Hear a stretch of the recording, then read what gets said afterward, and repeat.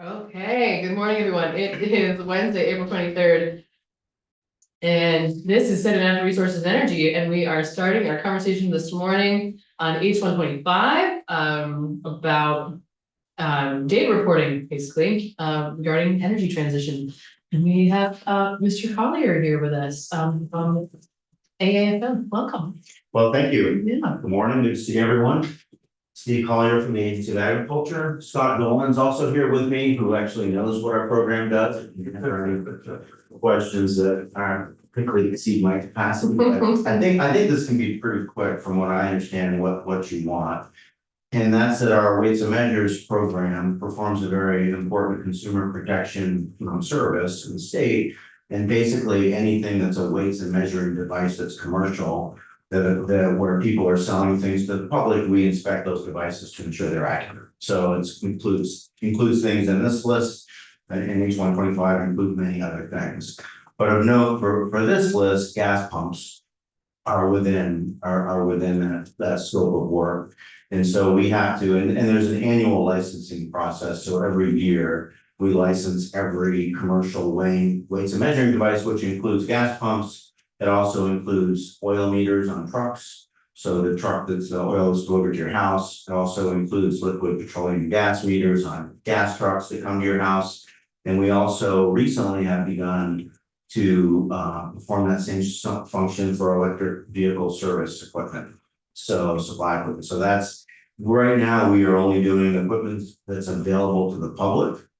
So it's a very kind of imperfect scheme of what we actually measure. And it's important for you to know that we don't do anything with volume. We have no idea how much a gas station is dispensing fuel or an electric vehicle supply equipment is dispensing electricity. We're simply testing the device to make sure that it's dispensing the right amount. So that people, when they buy a gallon of gas, are getting a gallon of gas. When they buy electricity, it's by the kilowatt hour, and then it's actually providing the amount that's promised.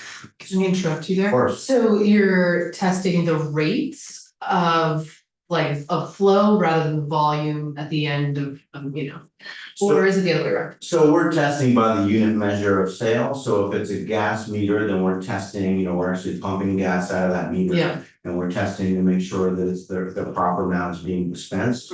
With the kilowatt, so electricity has to be sold by the kilowatt hour, charged by the kilowatt hour. And also there's some other method of sale requirements, including that if you're going to charge for parking at that space, you have to advertise the charge and tell people what it is. But we just started testing the electric vehicle supply equipment last summer.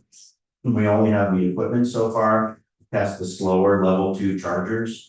We are in the process of purchasing a level 3, the fast chargers. So we'll have that hopefully relatively soon. So we'll be able to do that function, but we're testing to make sure that it's actually when it's charging for a kilowatt, it's providing a kilowatt. So there's that specific piece of equipment that Scott knows how to use. That actually, it's quite a process. One distinction is, as I understand it, when we measure gasoline or oil or liquid gas, we can actually return the energy that we've measured to the producer. But with electricity, as far as I understand it, currently, when we're testing that's lost energy. We don't have a way to so there is a cost to that that doesn't exist for other sources of fuel right now.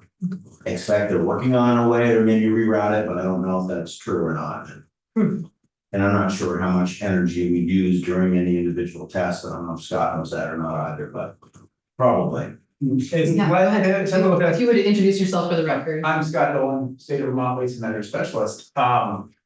The typically it's less than a kilowatt hour. It's usually 2 tests. We do a full load test, basically testing the device in whatever capacity it can put out. And that's usually around like 0.4 kilowatt hours right now. The tests are changing and the specs are changing year to year on some of those tests, so that may change. And then we do a light load test, basically. Now that it used to be 10% of the capacity, that's definition has changed. It's now between like 10 and 40% of the capacity. So usually that's around 0.2 kilowatt hours on typical. So very much. No.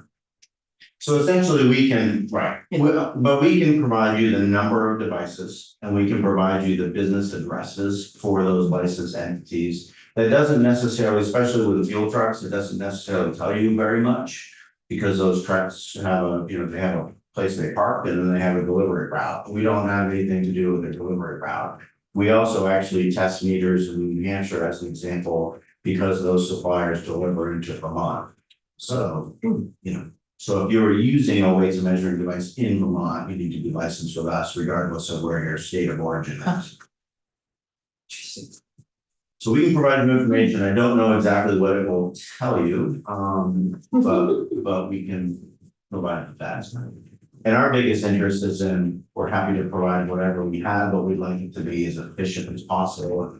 I don't know if any of you are familiar with databases, but databases are wonderful things when we are asking for exactly what they're prepared to provide, and when there's sort of a disaster when you're asking for something that they're not designed to provide. So so it's easy to compile some data. If you want to get specific and create a unique query, it can be very challenging, but we can pretty easily provide the annual licenses for the meters that I described. If you wanted to do an analysis of that data over time, it could quickly become not impossible necessarily, but that's kind of what we said when we talked about it on the House side. Is just we're happy to provide this, but and I think they're sensitive to that. We'd like to do it in a way that it exists and available now, just so that it's not creating a lot of extra time.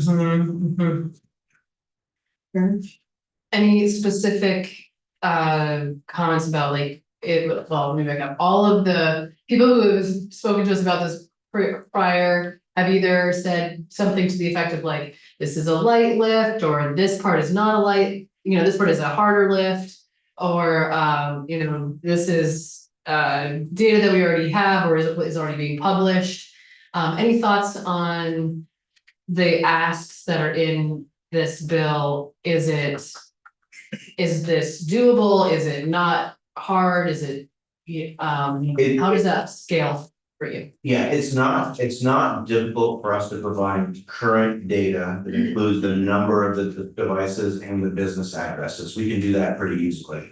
The 5-year historical data gets a little bit harder to provide. It wouldn't be hard for us to provide it in the way that we have it. But if we were to start to contrast it and try to draw some analyses from it, that could be very difficult, because as an example, businesses consolidate, or some business buys another business. And so, my understanding is the number of devices has been pretty static over time, but there has been substantial consolidation. A lot of the mom and pop gas pumps are no longer in operation, but they've largely been replaced by entities that have a number of convenience stores. So it's hard to maybe analyze what it means. It's not hard to provide the numbers.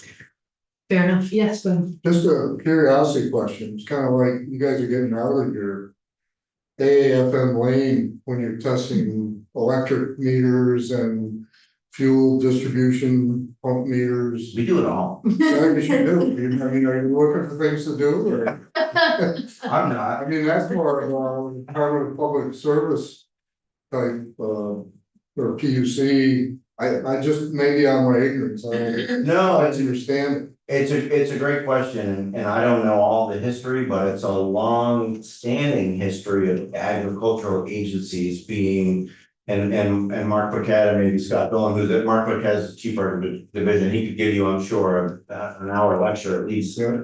But I think it goes back in some level to weighing feed and weighing, farm measuring devices from, even 100 years ago. So it's very common. I mean, if you look at the gas pumps, you'll see the little Agency of Ag sticker, which is maybe not what you'd expect to see. I was a farmer, so you guys used to certify when I went to the farmer's market, you'd certify my scale and make sure that it was accurate. Did you put your foot on it? Did you put your foot on it first? No, did not. Well, I couldn't sell my house here.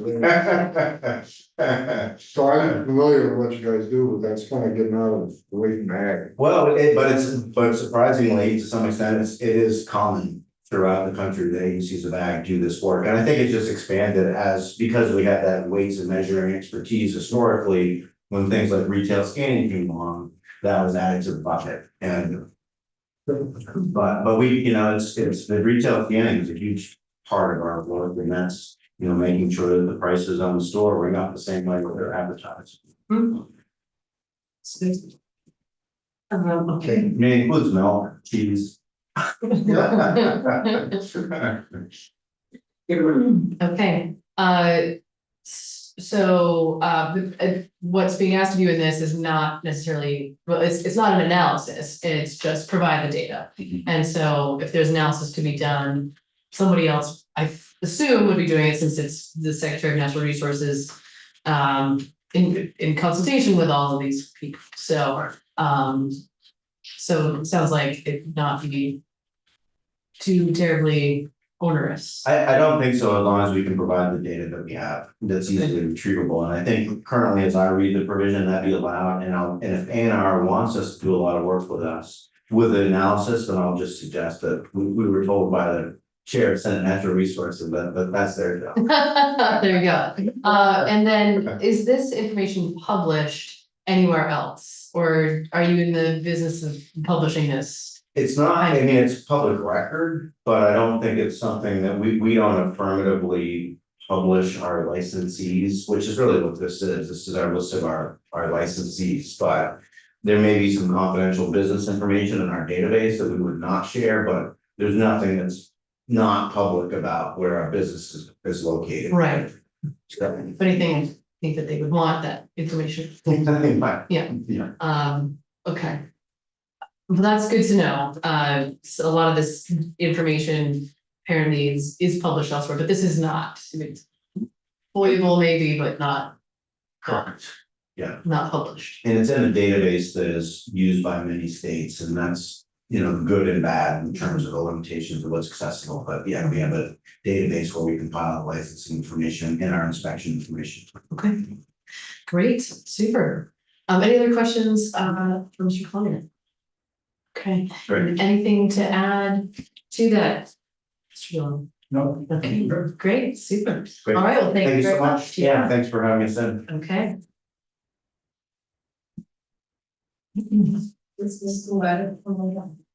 Okay, so in lieu of testimony, in person or on Zoom. We have this written testimony from Rebecca Snre from the tax department. Where I'm not planning to like read through it right now, but just so we have it. It's on the website. Okay, so that exists. So what I'm anticipating doing here is just zooming right along and then would love to whenever Hannah Smith is here, we'll jump in to her testimony, but for now, we'll go to Mr. Coda, if you're ready. Welcome. Always a pleasure. Thank you very much. Matt Cotto with Meadow Hill. Just a gentle correction for the record. I do represent the Vermont Communications Union District Association as stated in the agenda. I'm not here on her behalf, this capacity. Just if anyone's confused, you'll read it later. Nothing to do with the CUDs, the testimony. I do represent the Vermont Fuel Dealers Association, which is heating oil and propane retail companies, and the Vermont Vehicle and Automotive Distributors Association, which is car truck dealers. And that's relevance to reporting on where we're going with our energy transition. So if I could say, for the record, a lot of this information is available and I think is easily obtained. I post it monthly on my website, meadowhillmedia.com, so you can easily find that we sold 5,025 electric cars in Vermont in 2024. That's in the vehicle index. We sold 289,549,794 gallons of gasoline in Vermont in 2024. We sold 60,528,090 gallons of diesel, 80,827,291 gallons of heating oil, 3,164,587 gallons of kerosene, 22 million gallons of biodiesel, and 270 gallons of propane. Information that's available and is very informative when we talk about how to plan our energy future. It's informative for us, because that's what we're the heating oil contractors of Vermont, figuring out how to train technicians and how to adjust to the changing consumer demands for different energy products. A mapping of electric vehicle chargers would certainly be helpful. I know there are some that have those maps, but having having me do it is one thing, but I have my own reasons for doing it. Having the state government doing it, that's another thing. So there's nothing wrong with H125. I just think this is an excellent opportunity to fix what I would call, as I discussed before, and I'll speak briefly because I don't know what the tolerances of this committee. Add an amendment to fix the broken registry that's in the clean heat standard. We've heard from the chair of the Public Utility Commission, you've heard from me, the existing registry is broken. It does not work, it tracks the wrong data and the wrong people. This seems like a germane bill which get better data going forward. We have suggestions if it's the committee's desire to pursue an amendment that would fix the clean heat registry. Happy to provide suggestions on how they could do that. At your question. Thank you. I think that is undetermined at this point. I mean, this was, I mentioned at the beginning, oh, I have a question that I should ask on the record, so I held up, which is going to be like, what do we want to do with this bill? So, let's hold off on that for now. We're gonna have I think, a more general conversation, and then we can see where the interest of this committee is in terms of moving forward and potentially with any flavors of amendments. So, Great. Does that sound all right? That sounds Okay, all right. great. So, to be continued on that question, but thank you for the offer. Thank you. It's, Appreciate your time. yeah, absolutely.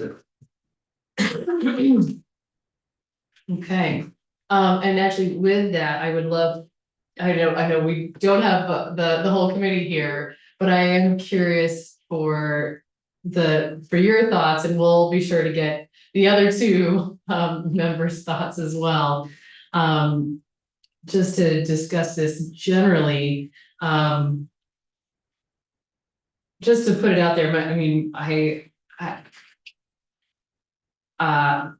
feel like I hear both sides, so to speak, in terms of like, a lot of this data is redundant from what's being published. Yeah. And so is it worthwhile? And I also hear that it would be useful to have it all in one place. It's just a one-time report. I hear that that some of this, at least some of the information is available but not published. That is particularly, that's interesting and may honor the intents of the bill. It sounded like the report at the end had some pieces. The part C, the report shall also include, some of that was gonna be a little bit novel. So, one possibility is that we move forward with it more or less as is. One possibility is we shrink it slightly, pivot a little bit. I don't know. Would you have interests here in what you would like to do? Or do you care? I do care. I mean, data is very important and how it's presented to people is very important and. If we're duplicating or sending conflicting, I mean. I'm all for streamlining. Wherever we can, especially if it means we don't give up to do that, so. Mhm. Yeah, the other thing that you're reminding me that another piece of testimony that I found compelling was this idea, I mean, Mr. Coder mentioned this as well, like he's collecting some of this data, EAN is collecting some of this data, but there may be some good reason to have government collecting this data as well, just for the sake of redundancy and checking and having I think that it's not a bad thing to have multiple eyes on. Yeah, all that should be vetted and all, Yeah. everything should be vetted for sure, yeah. I agree with that. So, I see it as we're making it's gonna become law. Mhm, So the government either has to provide oversight on it mhm, or designate somebody to do that. mhm. And we haven't done Okay, so generally speaking, moving forward. Yeah. Generally light lift. Yeah. Okay. Great. Any interests on I mean, we're not into markup technically on this, anticipating markup on it tomorrow. Any, I'm like, don't seem to have the most current version of the. Oh, it's What is the just- most current version? it's just the as passed. Oh, it's the ASPAC. Yeah, Okay, yeah, Okay. Yes, let us, please, okay. It's, I mean, it's a 3-page bill, it's not. yeah, not particularly long.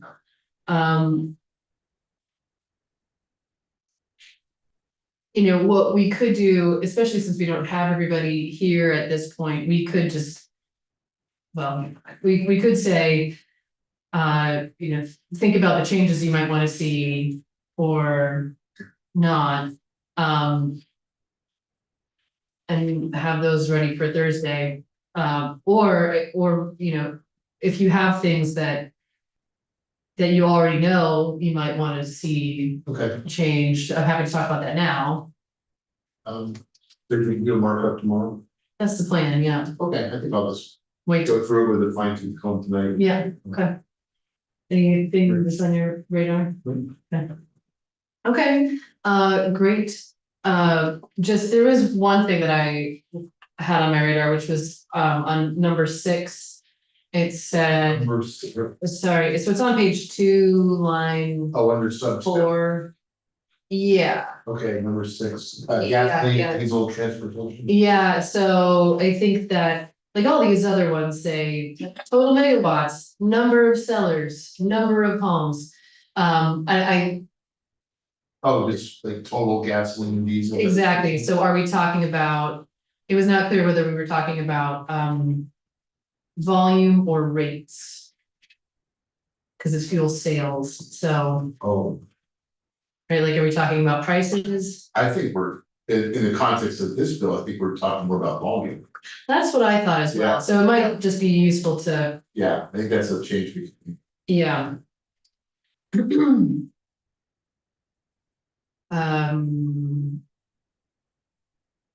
I wonder if it would be too hard to lift to include prices as well. I feel like that data exists. Maybe that's the point. But at least volume. Yeah. Well, maybe, Mr. Coda can help Yeah, us out. sure. So, when a fuel dealer or gas station submits their monthly report, you know, with their fuel tax collected and remits and that whole thing, do they report their total sales or their volume or both? When they submit that report.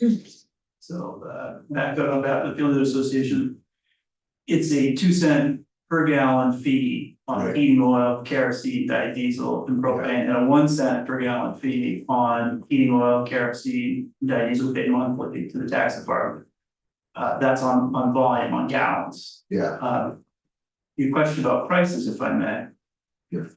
Collected, the Department of Energy Information Administration tasks each state's Department of Energy, or in our case, Department of Public Service Department, to collect in aggregate, or excuse me, in average pricing for both, for heating fuels and motor fuels, which they publish.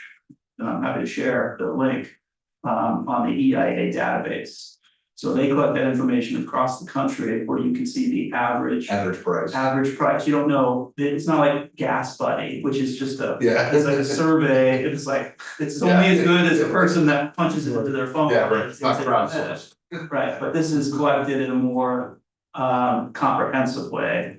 I won't say it's scientific, but they're collecting Yeah, from different regions, and they're compiling the average of those distances, and they're providing it on their website and then submitting it to the IA in accordance with their requirements. yeah, but are you thinking of the rate which Mr. Coda is speaking towards now, or are you thinking of the total sales? Or both, Well, so, hundreds of millions of dollars or whatever are used to purchase? right, that's interesting, right? Like, so what was the total amount of money spent? Yes. So, yeah, you know, I think I had been thinking about it as, I had been thinking about it as like dollars per gallon. But I think what's more closely related to number 6 would be the total amount spent I suppose, but then. Yeah. You know, total amount of dollars. Is that captured by either the Vermont Department of Taxes or the, no? Excuse me. Price on the pump, not collected by the Department of Taxes.